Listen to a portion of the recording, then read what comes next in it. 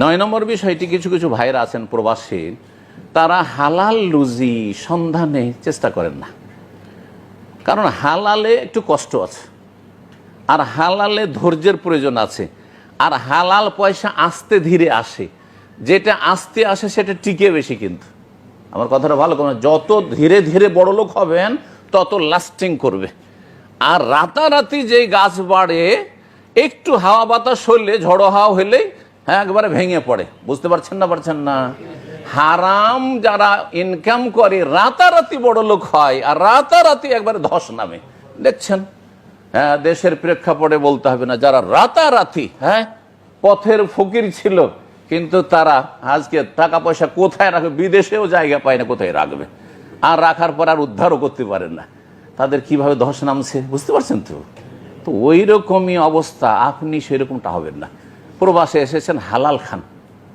কুলু মিম্মা ফিল আরদি হালালান তাইয়্যিবা, আল্লাহ হালাল খেতে বলেছেন। হালাল খাও, পাক পবিত্র খাও, তাতে বরকত রয়েছে।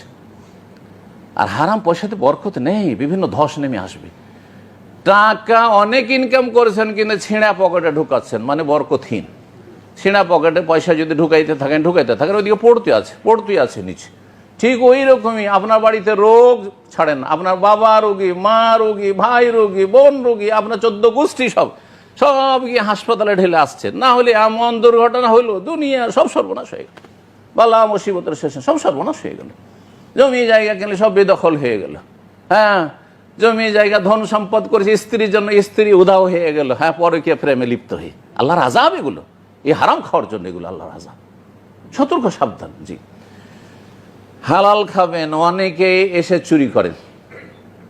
স্ক্রাবের ব্যবসাতে যারা জড়িত, অথবা লেবারের কাজে, অনেকেই, কত যে আসামি জেলে বক্তব্য করতে গিয়ে দেখলাম, নতুন নতুন রড কে সব কেটে কেটে কেটে কেটে চুরি করে, বলছে যেগুলো সব স্ক্রাব।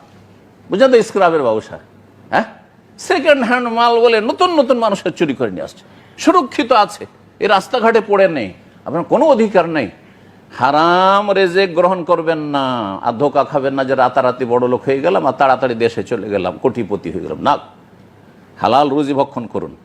এবং এই সব চুরি করা মাল সামান অনেকে দেশে নিয়ে যাচ্ছেন, অনেকে বিক্রি করছেন, আর সেটা আপনি দেশে টাকা পাঠাচ্ছেন, আপনার স্ত্রীকে হারাম খাওয়াচ্ছেন, ছেলে মেয়েকে হারাম খাওয়াচ্ছেন।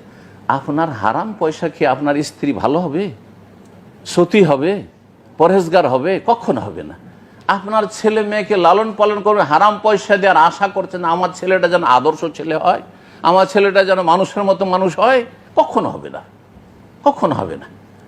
ছেলে মেয়েকে হারাম খাওয়াইলেন আর আপনি জাহান্নামে গেলেন। কত হতভাগা আপনি, যে পরের চিন্তা করতে গিয়ে আপনি জাহান্নামে গেলেন। যে ছেলে মেয়েকে সুখী করব, সেই জন্য হারাম খেলাম, আর আমাকে জাহান্নামে যেতে হইল। এমন কেন হবেন? আপনি নিজেকে জাহান্নাম থেকে বাঁচান, আর আল্লাহর কাছে ভালোভাবে তলব করতে থাকুন। নবী সাল্লাল্লাহু আলাইহি ওয়াসাল্লাম হাদিস, ওয়াজমালু ফিত তালাব, আল্লাহর কাছে সুন্দরভাবে আল্লাহর কাছে চাও, আল্লাহ দিবেন।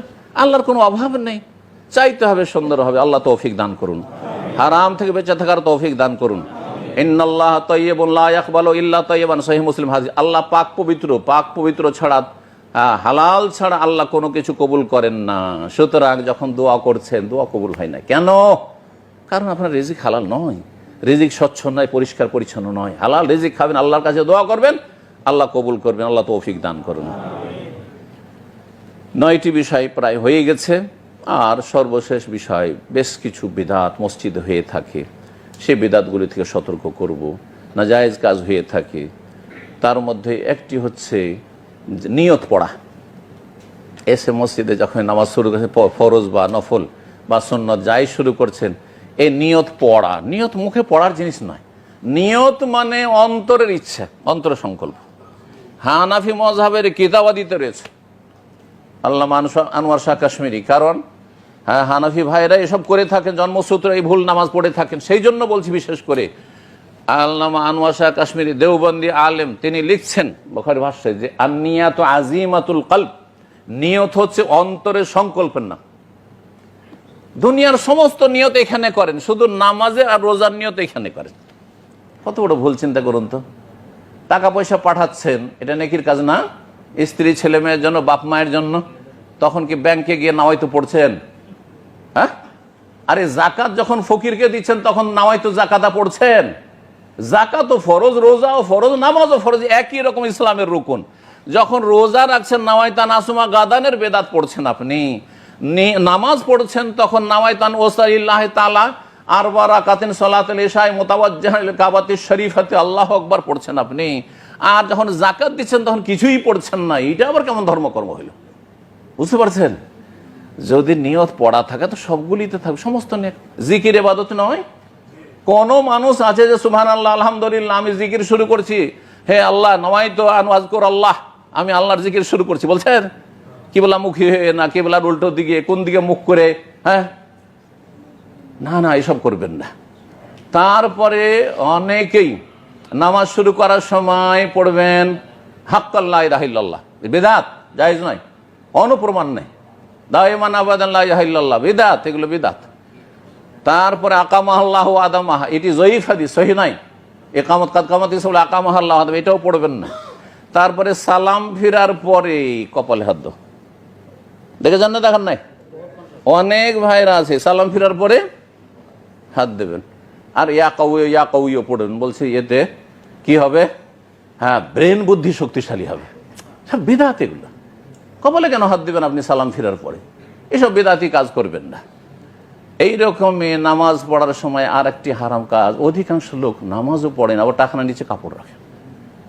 শুধু মসজিদে এসে গুটিয়ে নেবেন এটা নয়, সবসময় টাকনার উপরে কাপড় রাখেন। এতে আপনার ক্ষতিটা কোথায়?